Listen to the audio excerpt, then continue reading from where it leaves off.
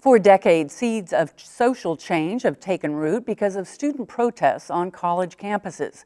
Just this month, protesting students at the University of Missouri succeeded in gaining massive support to fight campus racism. Last spring, the University of Oklahoma received national scrutiny because of a racist chant by two fraternity members that went viral. This year, the university has put into practice the words conveyed last year by OU protesters, "Not on my campus." When this video went viral last fall showing members of the Sigma Alpha Epsilon fraternity singing a racist chant, shockwaves reverberated across the nation. University of Oklahoma President David Boren reacted swiftly. He joined student protesters in the early morning hours after the video release, called for zero tolerance of racism, and shut down the fraternity within 24 hours. This has broken my heart that this could happen on our campus. We have such a strong community. People respect each other. This is not representative of our students. Our president, President David L. Boren, responded so quickly, and he didn't wait around to get what the lawyers, advised him to do. He didn't wait around to see what public opinion would say.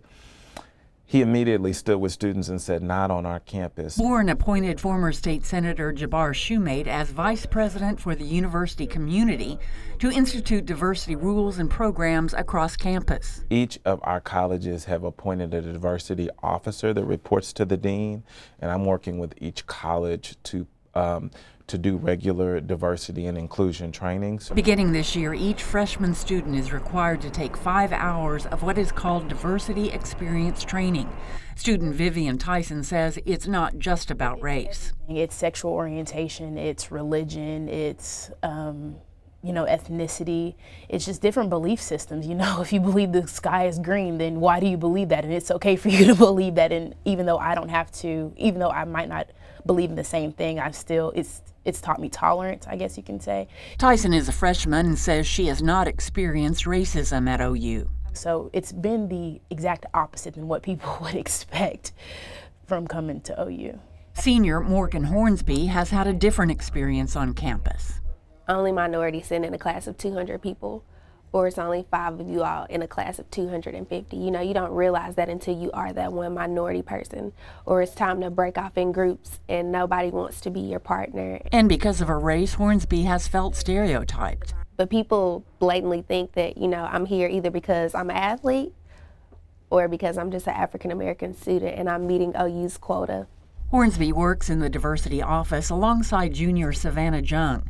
Jung believes the diversity training is starting to work. It seems like there's more freedom to discuss, whereas maybe before there didn't feel like everyone could just kind of openly discuss the different things that were going on, and now it's just an easy conversation to have. Shumate believes President Boren's words and actions following the racist chant have actually drawn more minorities to OU.